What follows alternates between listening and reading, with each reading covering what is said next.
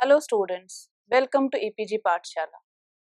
I am Dr. Maimuna Akhtar from School of Pharmaceutical Education and Research, Jamia Hamdard. Today we are going to discuss about a module, Fluorescence Anisotropy, under paper Atomic Spectroscopy.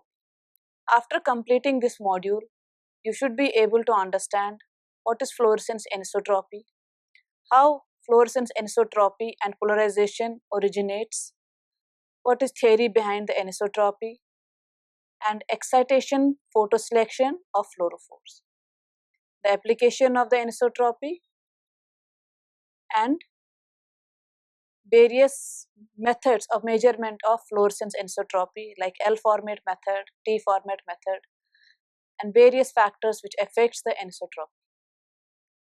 Fluorescence anisotropy is the phenomena where the light emitted by fluorophore has unequal intensities along different axes of polarization.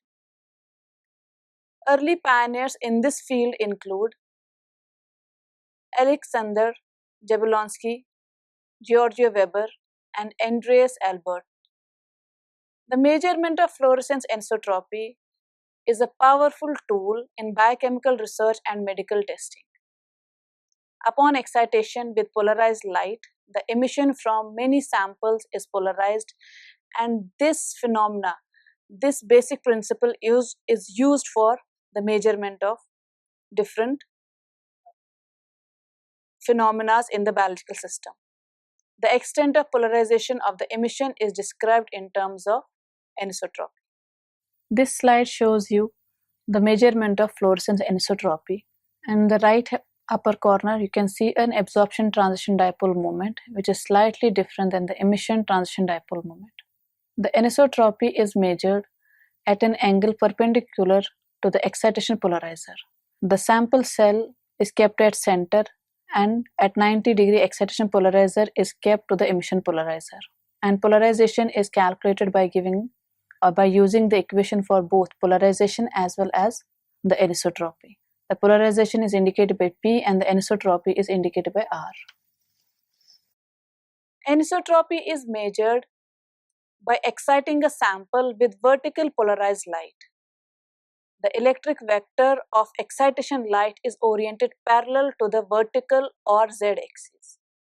The intensity of emission is measured through a polarizer, and when emission polarizer is oriented parallel to the direction of polarized excitation, the observed intensity is called I parallel. When polarizer is perpendicular to the excitation, the intensity is called I perpendicular. These intensity values, that is I parallel and I perpendicular, are used to calculate the anisotropies by using in the equation. RT is given by R parallel with the time resolution minus I perpendicular divided by I parallel plus 2I perpendicular. Anisotropy is a dimensionless quantity and is independent of the total intensity of the sample because it is normalized by total intensity compared to the polarization. The total intensity is given by I total equal to I parallel plus I perpendicular. The intensity is an intensity ratiometric measurement, that is why it is dimensionless. When we have a ratio of something, the dimensions generally are not there. Polarization and anisotropy contain same information, but anisotropy is preferred because it is normalized by total intensity, as also discussed, which results in simplification of the equation.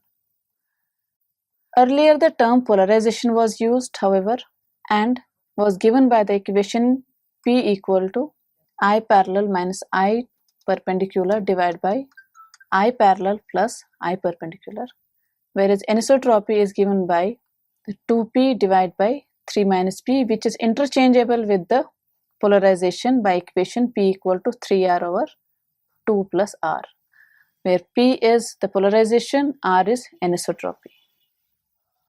The measurement of anisotropy is done by placing the light source at perpendicular to the emission.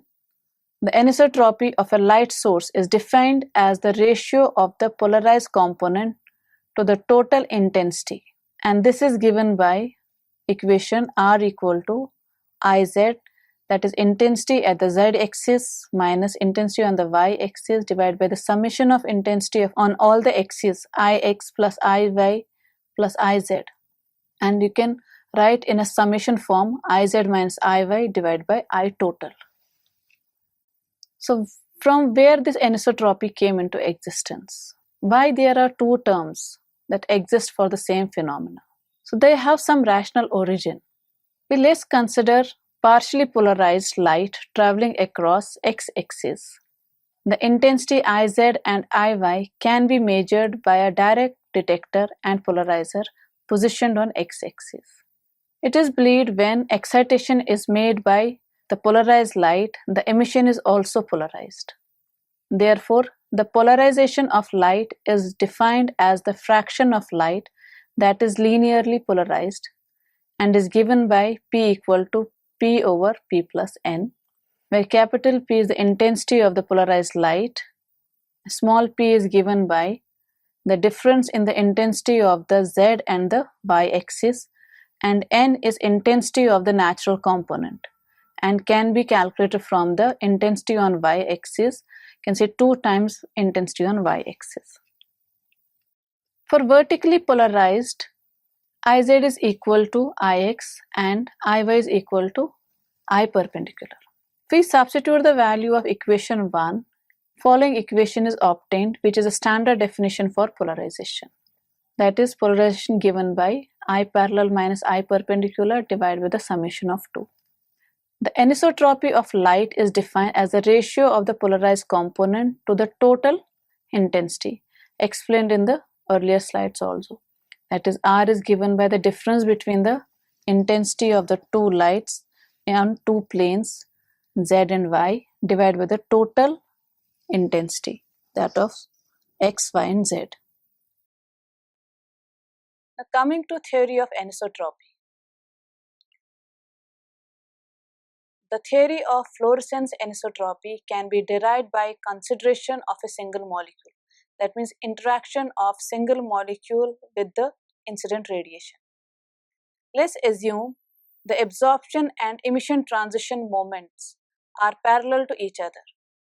For example, membrane probe 1,6-diphenyl 1,3,5-trihexatriene, which is commonly known as DPH, has both the absorption and emission transition moments parallel to each other practically. Also assuming that the molecule is oriented with an angle theta relative to z-axis and phi relative to y-axis. However, we also know that in ground state, molecules will be randomly oriented in an isotropic solvent. You require a non-isotropic solvent to study. If excitation is polarized along the z-axis, then there will be some preferential orientation of the excited state population along the z-axis. That means if your excitation radiation that is polarized along z-axis, the population of the molecules will be higher towards the z-axis. By assuming the parallel dipole, immobility, random ground state orientation, and z-axis symmetry, a simplified calculation can be obtained, which is given by E theta phi equal to K sine theta divided by R theta prime, where K is constant, R is distance from the fluorophore, and theta is unit vector. This figure shows you emission intensities from a single fluorophore in a coordinate system used to calculate the various intensities. You can see the 3 coordinates x, y, and z with respect to the fluorophore, where theta is the angle between the z coordinate and the fluorophore, and phi is the angle between the y-axis and the emission light. The intensity of the emitted light is proportional to the square of the electric field and is given by I theta phi equal to K square sine square theta R divided by R square. R is again the unit vector. The electric field is always tangential to this surface. Hence, the projection of the field onto the z-axis is proportional to cos theta and intensity is proportional to cos square theta. After a number of assumptions and calculations, the following equation has been developed for anisotropy. That anisotropy R is given by 3 cos square theta minus 1 divided by 2. This slide shows you an advantage of single molecule fluorescence. It shows that there is no need for taking a multiple or bulk experiment, as the results from the single molecule and bulk are similar. Excitation photoselection of fluorophores. It means when a sample is illuminated with a polarized light, those molecules with absorption transition aligned parallel to the electric vector of the polarized excitation have the highest probability of excitation. That means those molecules whose absorption transition are parallel to the electric vector of polarized excitation, they will excite more than any other molecule which are present. The probability of absorption is proportional to cos square theta, where theta is the angle the absorption dipole made with the z-axis. Hence, excitation with polarized light results in a population of excited fluorophores that are partially oriented z-axis. And this selected phenomena is called photoselection. That means they orient themselves in a particular axis. That's why the selection word is used. This shows you excited state distribution of immobile fluorophores with R0 equal to 0.4. This shows you that when a molecule has anisotropy of 0.4 and the theta with the z-axis has certain value, the majority of the atom will be oriented towards the z-axis.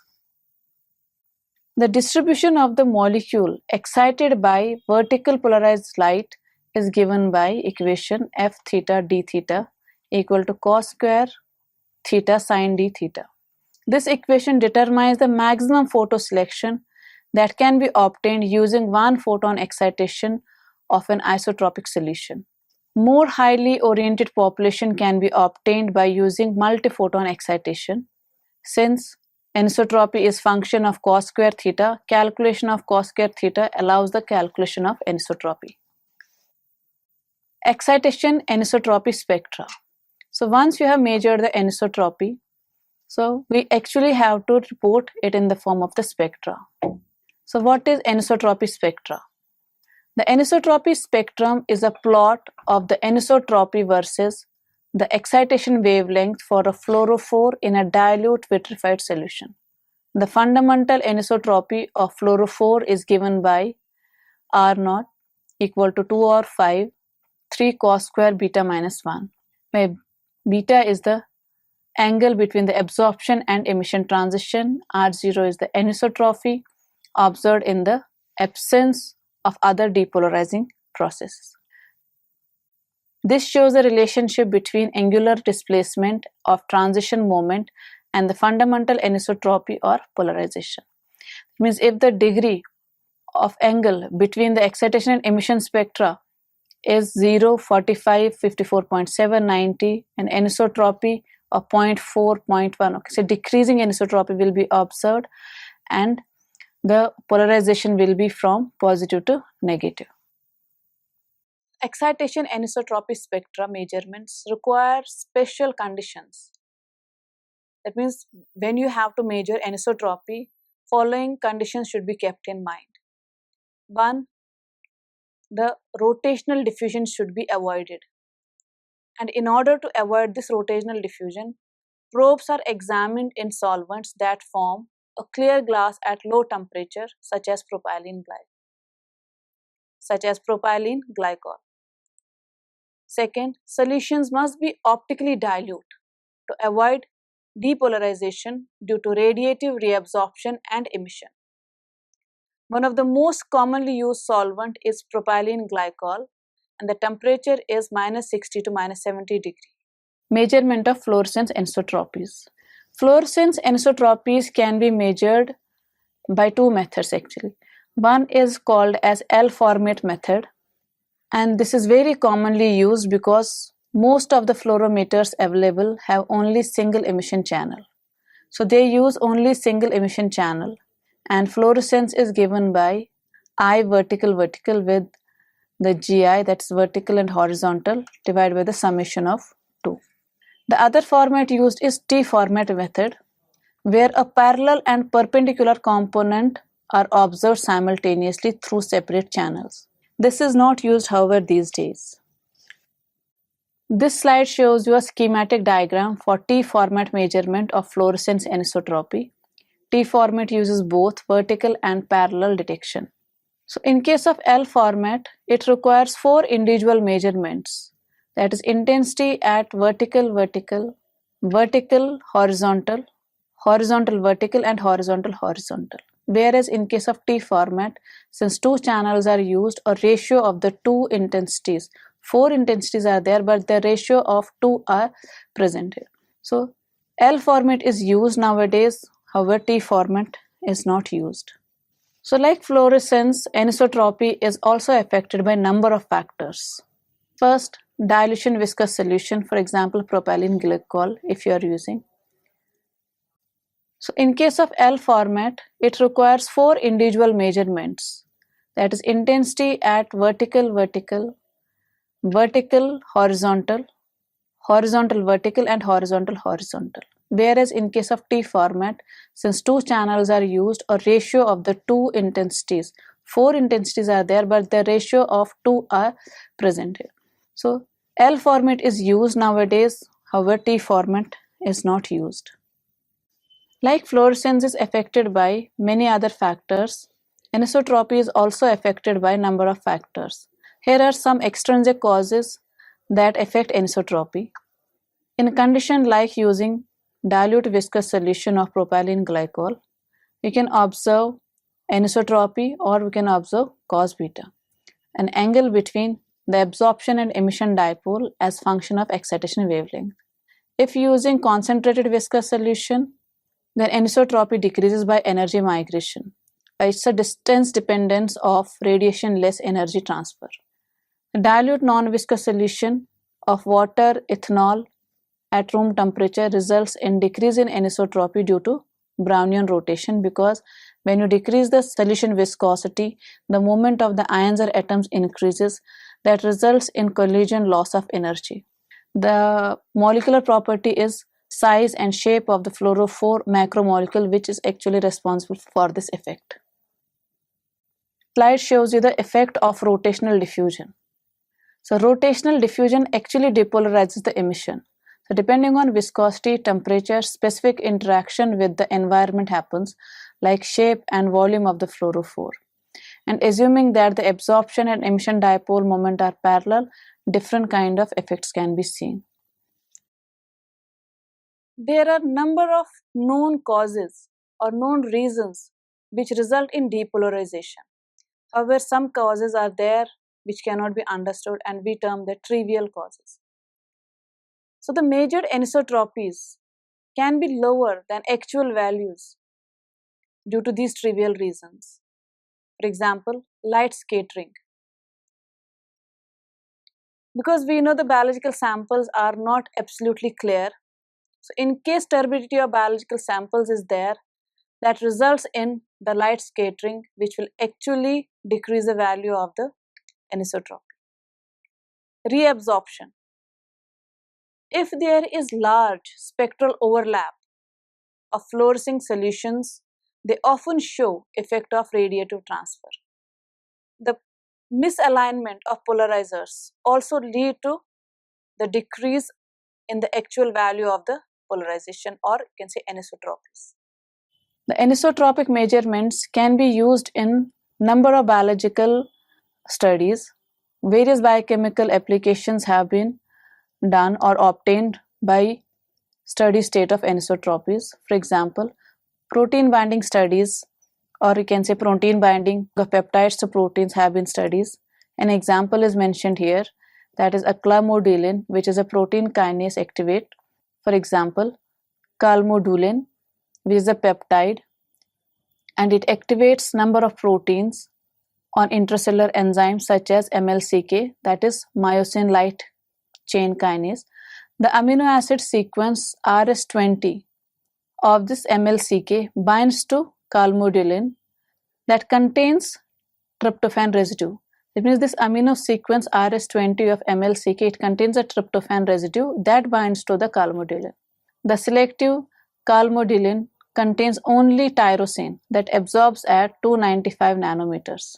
When calmodulin is added or it interacts with the MLCK, its intensity increases and emission shifts to lower wavelength, indicating shielded environment for tryptophan residue in complex. Melatonin association detected from homotransfer. So melatonin detection can be done by studying its anisotropy when it is randomly labeled with fluorescein isothiocyanate. When a solution containing only fraction of labeled melatonin with isothiocyanate is observed, the anisotropy increases at high salt concentration. But when all the molecules are labeled with melatonin, the anisotropy decreased markedly with high salt concentration. Anisotropic measurements are simple, therefore can be more rapid, which allows anisotropies to be used in the study of reaction kinetics in fraction of seconds, such as unwinding of DNA by helicase. This helicase acts as oligomer having single-stranded region, and as a result anisotropy increase upon addition of helicase, showing that binding occurs rapidly. Anisotropy, when remains constant, it indicates that no source of energy is there to disrupt hydrogen bond base pair. So in a way, it's an indirect indication, yes, the replication or you can say unwinding of the DNA is happening. The anisotropy lowers upon addition of ATP because labeled DNA strands is no longer bound to complementary strand. Hence, it can be used to measure the reaction kinetics. So students, it's time to summarize what we have learned in this module. We have come across the fluorescence anisotropy, what the definition is, what is it that differs from polarization, how it is measured, what is the origin of polarization as well as anisotropy, what are methods of determining anisotropy like L format or T format method of measurement, what are various factors that affect the anisotropy and other trivial causes of depolarization, and of course the application of anisotropy in studying of biomolecules. Thank you.